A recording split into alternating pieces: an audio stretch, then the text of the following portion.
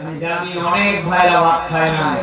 আমি বহু জায়গায় কথা বলেছি, রাত্রি 10:30টার সময় যদি কোন রাজনৈতিক দলকে এখানে কোন রাজনৈতিক প্রোগ্রাম করতে হতো, তাহলে ছেলেদেরকে গেঞ্জি দেওয়া লাগতো, মাথার ক্যাপ দেওয়া লাগতো, বিরিয়ানির প্যাকেট দেওয়া লাগতো, গাড়ি ভাড়া দেওয়া লাগতো, তারপরে যাওয়ার সময় পকেটে টাকা দেওয়া লাগতো, তারপরে রাজনৈতিক মঞ্চে রাত 10:30টায় লোক খুঁজে পাওয়া যেত।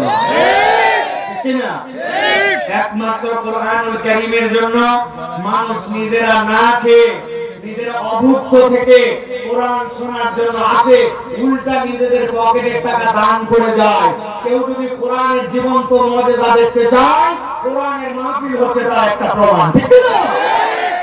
সেটা 1 জন হোক আর 100 জন হোক, আর 1000 হোক আর 1 লক্ষ হোক, এইখানে অধিকাংশ মানুষ তাদের দিলের মধ্যে ঈমানের নূর আছে জন্য কোরআন শোনার জন্য আসে। কথা দেখেন না?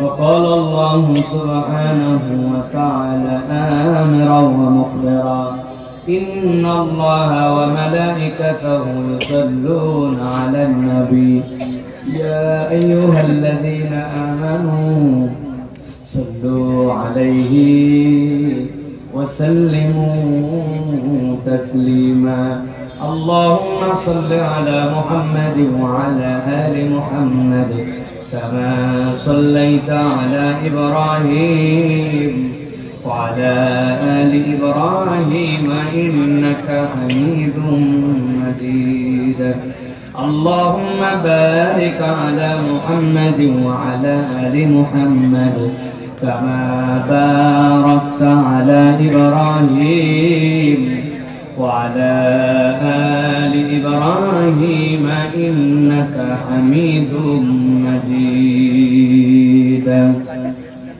الحمد لله আল্লাহ রাব্বুল আলামিনের শুকর গুজার হচ্ছি যে আল্লাহ রাব্বুল আলামিন আমাদেরকে সাইয়্যিদুল আইয়াম জুমার দিনে আল্লাহ রাব্বুল আলামিন সেই জুমা আদায়ের পর থেকে আরেক জুমার মাঝের একটি দামি সময়, আল্লাহ রাব্বুল আলামিন যেই সময়ের গুনাহগুলি পরবর্তী জুমার অপেক্ষার কারণে রাব্বুল আলামিন বান্দাদেরকে মাফ করে দেন, সেরকমই আল্লাহ রাব্বুল আলামিনের বার সময়ের একটি বার, যেই বারে আমরা আছি আজকে মঙ্গলবার 18 ফেব্রুয়ারি, শরণপুর পশ্চিমপাড়া 1 নম্বর জামে মসজিদ কমিটি এবং এলাকাবাসীর যৌথ উদ্যোগে আজকের এই 7ম বাৎসরিক মাহফিলের সুযোগ্য সম্মানিত সভাপতি জনাব মোহাম্মদ আবু বকর সিদ্দিক সাহেব দামাত বারাকাতুহুল আলিয়া, আজকের মাহফিলের সম্মানিত প্রধান অতিথি, আপনাদের এলাকার কৃতি সন্তান, বিশিষ্ট ব্যবসায়ী এবং সমাজ সেবক জনাব আশফাকুজ্জামান খান রনি ভাই, কিছুক্ষণ পূর্বে কথা বলেছেন হাফেজ মাওলানা আব্দুল্লাহ আল মামুন,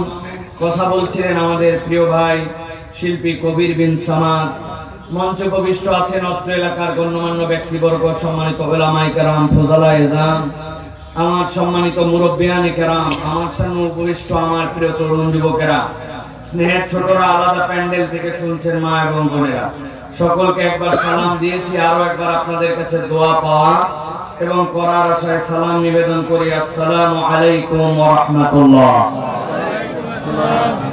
আমাদের ভাইরা কেমন আছেন আপনারা? আলহামদুলিল্লাহ। আপনি কেমন আছেন? আপনাদের মাহফিল হচ্ছে মনিরামপুর, তাই না? জি। খুব দুঃখ, সব লোক কিন্তু মনিরামপুরের না, সব জিকর আছে, তাই না ভাই? নামের কারণে হয়ে গেছে মনিরামপুর, তাই না ভাই? এই যে আমার মনিরামপুর এবং জিকর গাছার ভাইরা, আপনারা সবাই ভালো আছেন ভাই? আলহামদুলিল্লাহ। ওয়াজ শোনার মতো এনার্জি আপনাদের আছে ভাই? খাওয়া দাওয়া করে আসছেন না খালি পেট? রাত্রে ভাত খেয়েছেন? আমি জানি অনেক ভাইরা ভাত খায় না। আমি বহু জায়গায় কথা বলেছি, রাত্রি 10:30টার সময় যদি কোন রাজনৈতিক দলকে এখানে কোন রাজনৈতিক প্রোগ্রাম করতে হতো, তাহলে ছেলেদেরকে গেঞ্জি দেওয়া লাগতো, মাথার ক্যাপ দেওয়া লাগতো, বিরিয়ানির প্যাকেট দেওয়া লাগতো, গাড়ি ভাড়া দেওয়া লাগতো, তারপরে যাওয়ার সময় পকেটে টাকা দেওয়া লাগতো, তারপরে রাজনৈতিক মঞ্চে রাত 10:30টায় লোক খুঁজে পাওয়া যেত। ঠিক না? একমাত্র কোরআনুল কারীমের জন্য মানুষ নিজেরা না খেয়ে, নিজেরা অভুক্ত থেকে কোরআন শোনার জন্য আসে, উল্টা নিজেদের পকেটের টাকা দান করে যায়। কেউ যদি কোরআনের জীবন্ত মুজিজা দেখতে চায়, কোরআনের মাহফিল হচ্ছে তার একটা প্রমাণ। ঠিক না? সেটা 1 জন হোক আর 100 জন হোক, আর 1000 হোক আর 1 লক্ষ হোক, এইখানে অধিকাংশ মানুষ তাদের দিলের মধ্যে ঈমানের নূর আছে জন্য কোরআন শোনার জন্য আসে। কথা দেখতে না?